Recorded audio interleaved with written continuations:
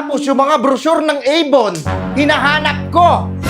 Nasa kwarto mo, dikit-dikit! Bakit dikit-dikit yun? Ha? Hindi ko na ma-open yung brochure. Tinitignan ko dun sa may bandang bilihan ng panty, wala na, dikit-dikit na. Gagawin sana ng project ng kapatid mo, anong ginawa mo?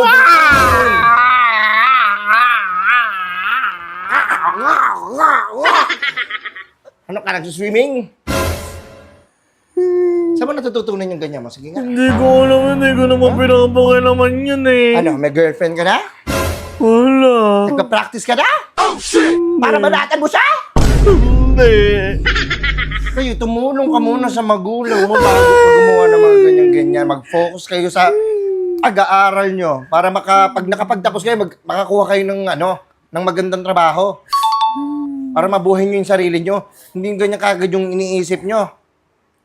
Hindi naman eh, kumakamot na naman ako eh.